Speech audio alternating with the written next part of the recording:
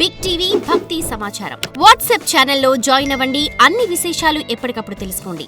గురుగారు, ముఖ్యంగా మకర సంక్రాంతి. సంక్రాంతి అంటేనే అల్లుళ్ళ పండగ అంటూ ఉంటాం. మరి మకర సంక్రాంతి ప్రాముఖ్యత ఏంటండి? మకర సంక్రాంతి ఇందాక మనం చెప్పుకున్నాం. మకర రాశిలోకి సూర్య భగవానుడు ప్రవేశించేటువంటి రోజు. దాన్ని ఉత్తరాయణ పుణ్యకాలం అంటాం. ఉత్తరాయణ పుణ్యకాలం అనేటువంటి చాలా విశేషమైనటువంటిది నాన్న. అంటే పుణ్యకాలం. దీంట్లో ఉత్తరాయణ సంవత్సరానికి 2 ఆయనాలు ఉంటాయి. 6 నెలలు అది, 6 నెలలు ఇది. ఇక్కడ కర్కాటక రాశి నుంచి మకర రాశి వరకు సూర్య భగవానుడు ఒక్కో నెలలో ఒక్కో రాశిలో ఉంటాడు. మనకి సంక్రాంతి ఒక్కటే తెలుసు, కానీ ప్రతి నెల సంక్రమణం ఉంటుంది. అవునండి, ప్రతి నెల సూర్య భగవానుడి సంక్రమణం ఉంటుంది. ఇక్కడ మనకి దీన్ని స్పష్టంగా చెప్పాలి అంటే, శబరిమలలో ప్రతి నెల కూడా సంక్రమణం రోజున దేవాలయం ఓపెన్ చేస్తుంటారు, అక్కడ పూజలు చేస్తూ ఉంటారు.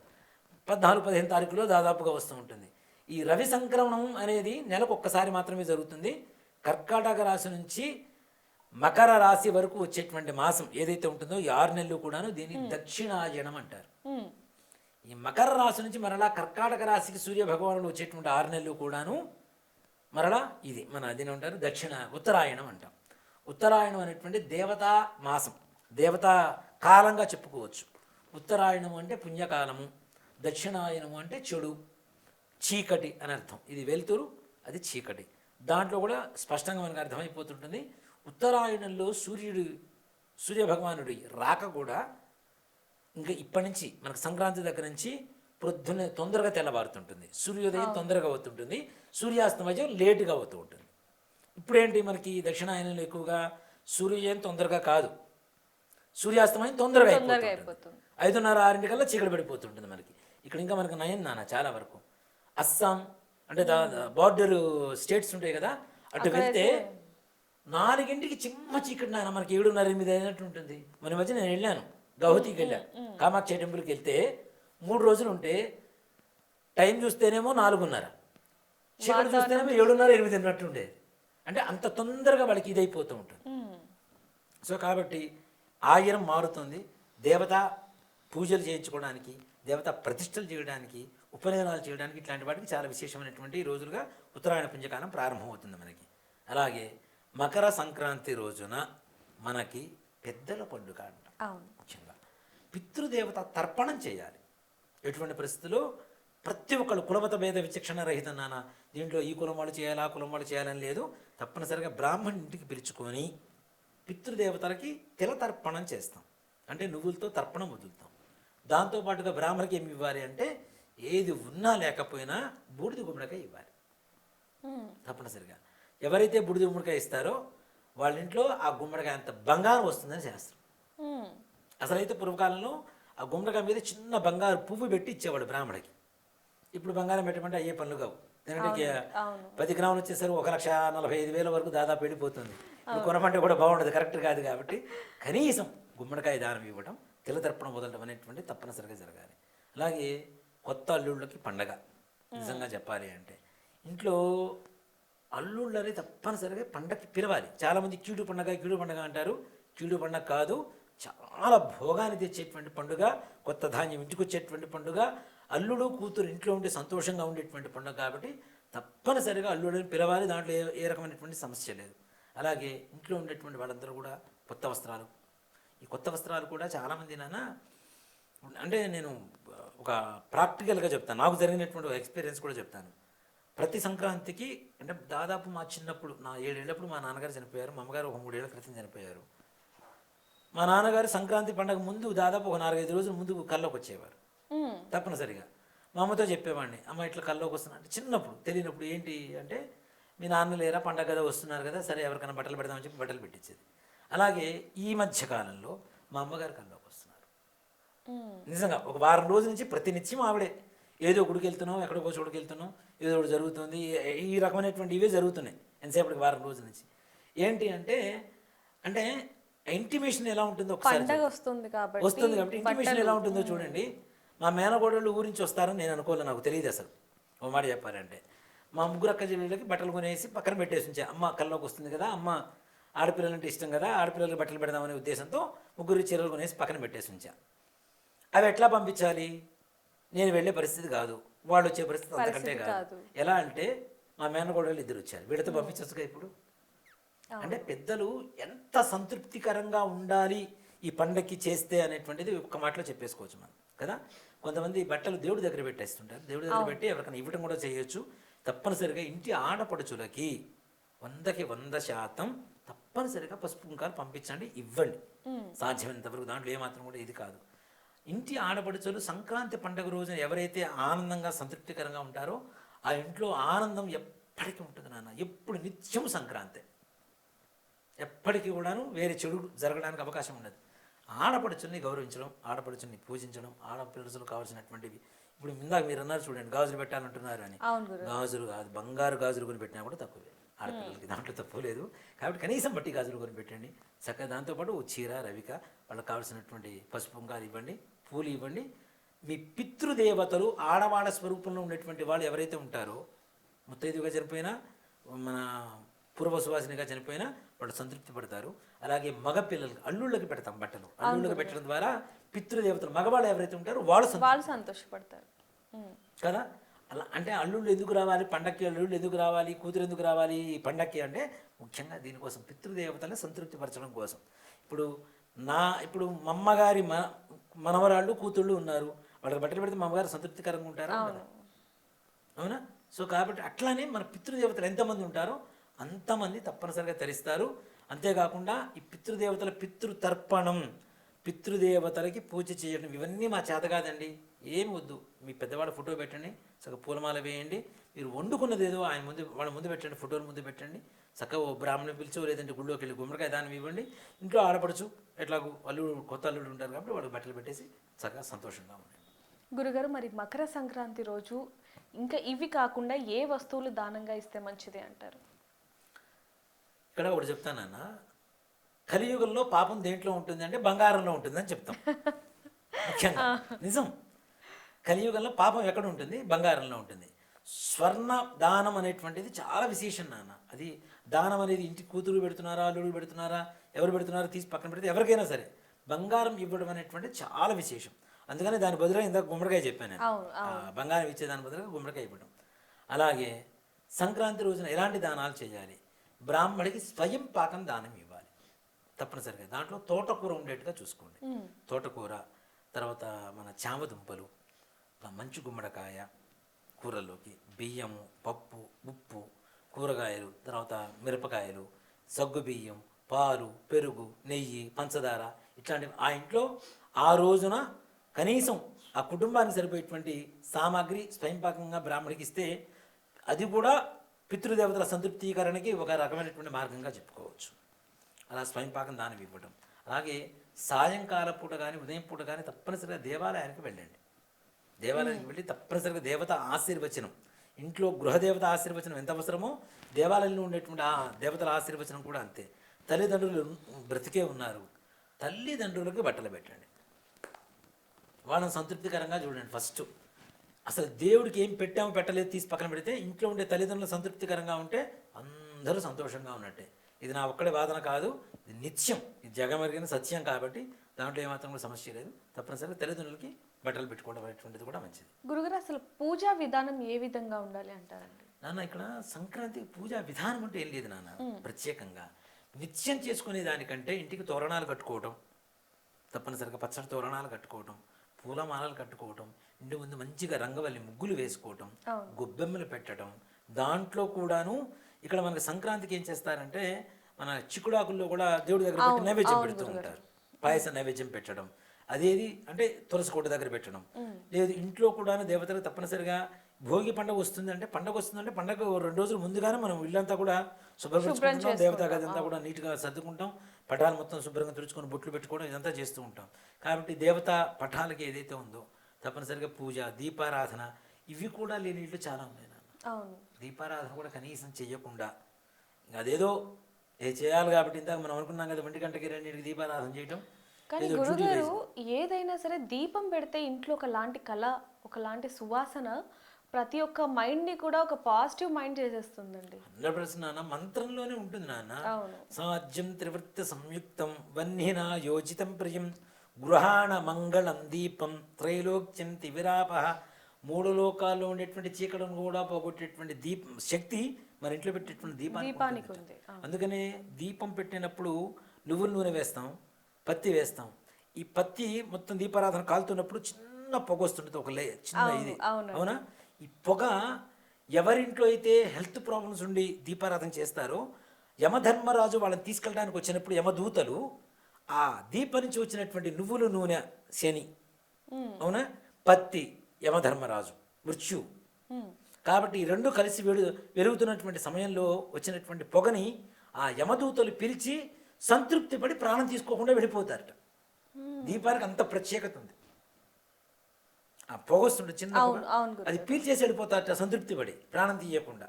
అంటే ఇక్కడ రోగ నివారణ కూడా కదా, మృత్యు నివారణ కూడా కదా. నిత్య దీపారాధన ఎంత మంచిది అనేది ఒక్క మాటల్లో మీరు చెప్పేశారు. చాలా మంచిది నాన్న. ఇంట్లో ఏ ఇంట్లో అయితే నిత్యం దీపం ఉంటుందో ఆ ఇంట్లో ఆనందం తప్పనిసరిగా ఉంటుంది. చీకటి అనేటువంటి చెడు అనేటువంటి తక్కువగా ఉంటుంది. అది మనం చేసుకున్నటువంటి కర్మను బట్టి కూడా ఉంటుంది, పూర్వజన్మ సుకృతం కూడా ఉంటుంది.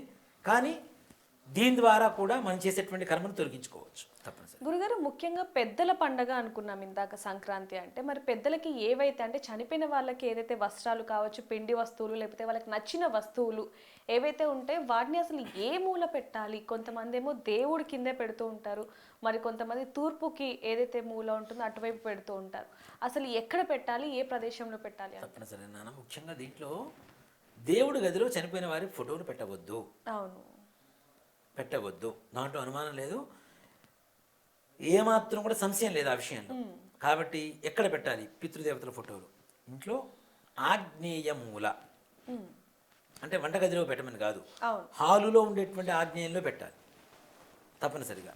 ఆగ్నేయంలో పెట్టి వాటికి కింద పీట వేసి కానీ ఏదైనా వేసి పెట్టాలి, ఏం వేయకుండా పెట్టకూడదు. దీపారాధన కూడా తప్పనిసరిగా వాళ్ళ దగ్గర కూడా చేయాలి, వాళ్ళకు కూడా పూలమాల వేయాలి. ఇక్కడ ఇంకొక విషయం చెప్తానన్న, మగవాళ్ళకి గంధం పెట్టి కుంకుమ బొట్టు పెట్టవచ్చు, మగవాళ్ళ ఫోటోలకి గంధం పెట్టి కుంకుమ బొట్టు పెట్టవచ్చు. ఆడవాళ్ళు భర్త ఉండగా చనిపోతే కుంకుమ బొట్టు పెట్టవచ్చు. భర్త చనిపోయిన తర్వాత చనిపోయినటువంటి వాళ్ళ ఫోటోలకి కుంకుమ పెట్టరాదు. ఇది చాలామంది చేస్తున్నటువంటి తప్పు. విభూది ఉంటుంది చూడండి, చక్కగా విభూది తీసుకుని రాయండి. పూలమాల కూడా అలా, అంటే భర్త చనిపోయిన తర్వాత చనిపోయినటువంటి ఆడవాళ్ళకి పూలమాల కూడా వేయకూడదు ఫోటోలకి. చాలామంది ఇప్పుడు డెడ్ బాడీ మీదనే తీసుకెళ్ళి వేస్తున్నారు, వేయకూడదు. అక్కడ తులసి మాల మాత్రమే వేయాలి. అవును గురుగారు. అంతేగాని పూలమాలలు వేయకూడదు. వాళ్ళు పూర్వ సువాసినులు కదా, సువాసినిగా చనిపోలేదు కదా. సో కాబట్టి వాళ్ళ ఫోటోకి బొట్టు పెట్టడం కానీ పూలదండలు వేయడం కానీ నిషేధం. దాంట్లో ఏమాత్రం సంశయం లేదు. విభూతి బొట్టు పెట్టండి, తులసి మాల వేయండి, దాంట్లో మంచిగా పద్ధతిగా ఉంటుంది. అయితే గురుగారు, సంక్రాంతికి అసలు నీచు తినకూడదు అనేది శాస్త్రం చెప్తుంది. కానీ కొంతమంది మాత్రం మద్యం కావచ్చు, లేకపోతే నాన్ వెజ్ కావచ్చు, పిండి వంటలు కొన్ని ఇలా పెడుతూ ఉంటారు పెద్దలకి. ఇంకోటి అవి తీసుకెళ్ళి ఎక్కడైతే సమాధి చేశారో అక్కడ శ్మశానాల్లో కూడా పెడుతూ ఉంటారు. అది ఎంతవరకు కరెక్ట్ అంటారండి? నన్ను ఒకటి చెప్తాను నాన్న, మన తండ్రిని, మన తాతల్ని, ముత్తాతల్ని మనం అవమానపరచడమే. అవమానం చెప్పాలి అంటే ఇప్పుడు తాగడం అనేది సర్వసాధారణమైంది, కామన్ పాయింట్ అయిపోయింది. అది పెద్ద సమస్య కాదు. ఎలా అంటే ముఖ్యంగా ఇంకా మన తెలంగాణ అంటున్నాను, బాధపడొద్దు. మొన్న నిజం ఎవరైనా ఒప్పుకోవాల్సిందే. తండ్రి కొడుకు కూర్చొని తాగుతాడు, అల్లుడు మామ కూర్చొని తాగుతారు, అన్నా తమ్ముడు కూర్చొని తాగుతారు, అత్త కోడలు కూర్చొని తాగుతుంది, తల్లి కూతురు కూర్చొని కళ్ళు తాగుతుంటుంది. ఇంకా భయం ఎక్కడ ఉంది నాన్న? పెద్దలంటే భయం ఎక్కడ ఉంటుంది చెప్పండి?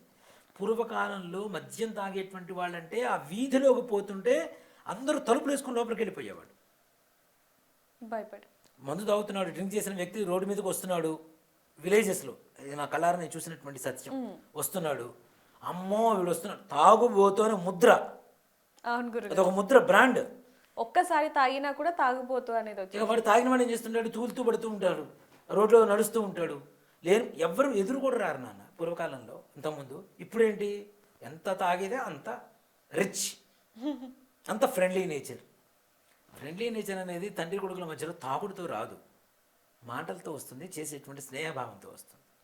ఒక వయసు దాటిన తర్వాత కొడుకుని తండ్రి ఫ్రెండ్గానే చూడాలి. ఇప్పుడు నా కొడుకుని ఉంటాను నా పక్కన, వాళ్ళు జోకులు వేస్తుంటారు, నేను నవ్వుతుంటా, మీరేంటి రా జోకులు వేసేది, ఇట్లా ఉండను. నేను కూడా ఇంకా వాళ్ళతో కలిపి జోకులు వేస్తుంటా, చక్కగా నవ్వుకుంటూ ఉంటాం ముగ్గురం కలిసి. అలా ఫ్రెండ్లీ నేచర్ ఉండాలి. కానీ తాగుళ్ళలోను దీంట్లో నేచర్ వస్తే ఎట్లా ఉంటుంది నాన్న? అవునా? తండ్రి 4 పెగ్గులు తాగితే కొడుకు 10 పెగ్గులు తాగుతాడు. లేచిన తర్వాత వాడికి ఏదో గుర్తుకొస్తుంది, వాళ్ళ నాన్న చిన్నప్పుడు ఇప్పుడు కొట్టిందో తిచ్చిందో వాళ్ళ నాన్న వాడే కొడుతుంటాడు. ఇంకేముంది దాంట్లో? ఇలాంటి సందర్భాలు కూడా మనం చాలా చూసాం. చాలా ఉన్నాయి నాన్న. ఇంకా పద్ధతి ఎక్కడుంది నాన్న?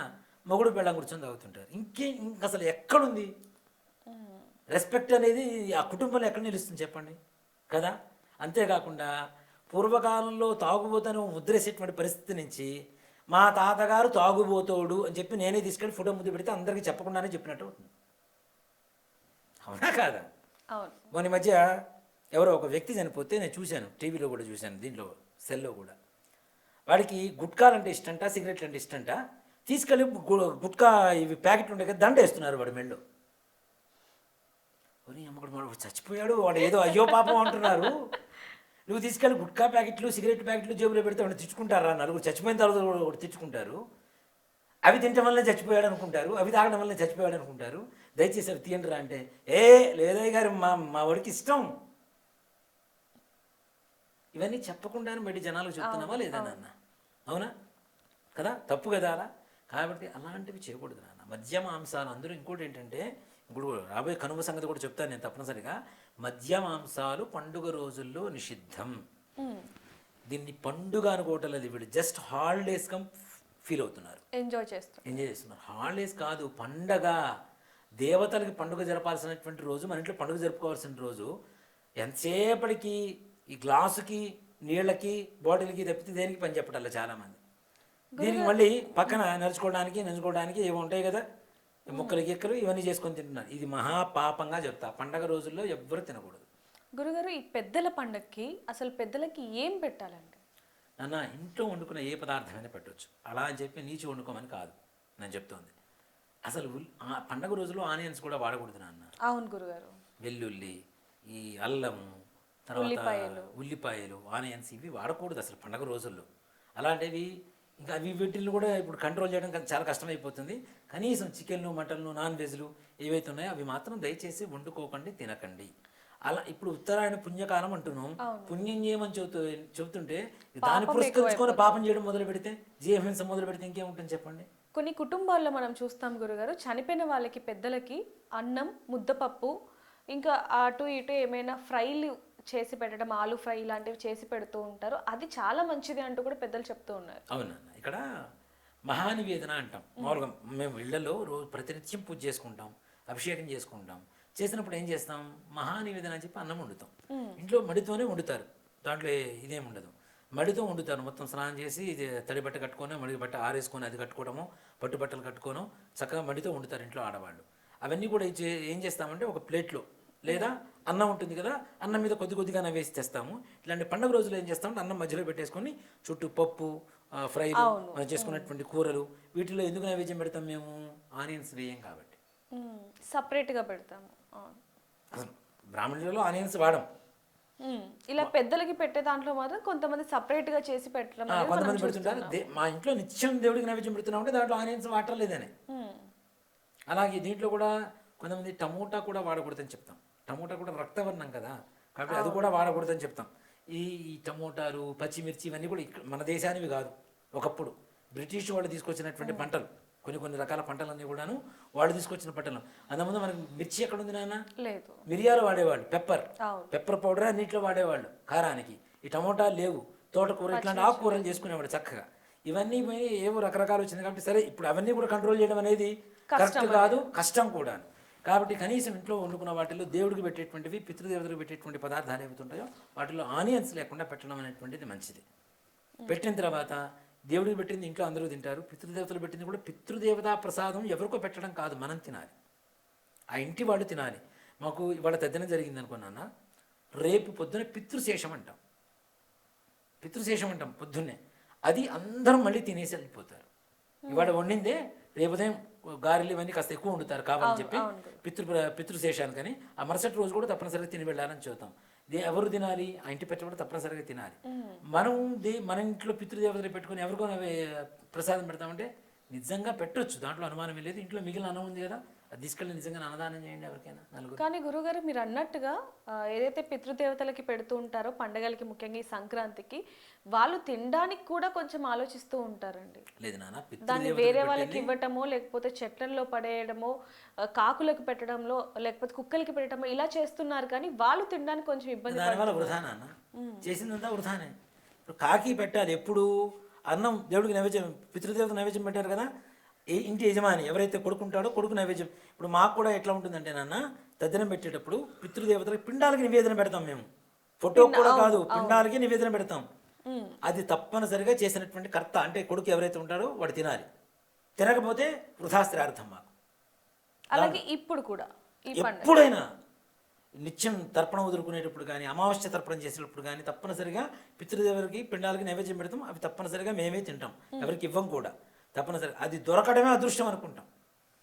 అలాంటిది కాకి పిండం పెట్టాలి ఎప్పుడు అంటే, కొడుకు భోజనానికి కూర్చుంటాడు కదా, మొట్టమొదటి ముద్దలో ఒక 2-4-5 నువ్వులు వేసుకొని, ఒక చిన్న ముద్దలో 4-5 మెతుకులు వేసుకొని, కొద్దిగా నెయ్యి వేసుకొని, చక్కగా చిన్న పిడచలాగా ముద్దలా కట్టేసి చిన్న దొప్పలోనో ఆకులోనో తీసుకెళ్ళి కాకి పిండం పెట్టి వచ్చి ఆ తర్వాత తింటాం అనేటువంటిది సంప్రదాయం.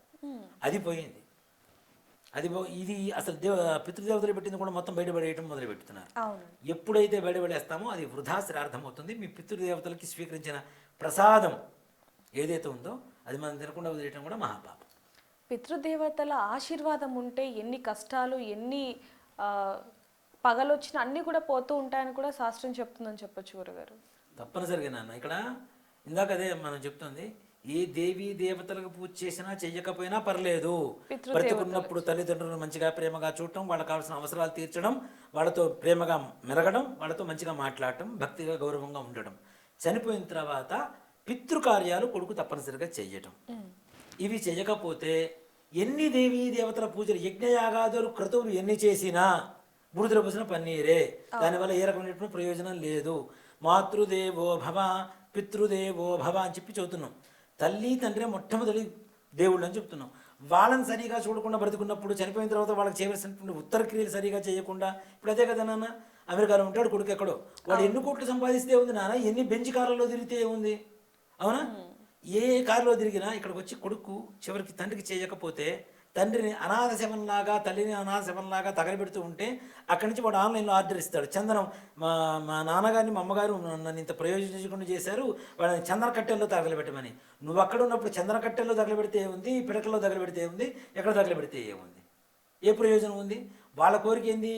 గంధపు చెక్కల్లో తగలబెట్టమని కాదు, నీ వచ్చి నీ కర్తవ్యాన్ని నిర్వర్తించమని.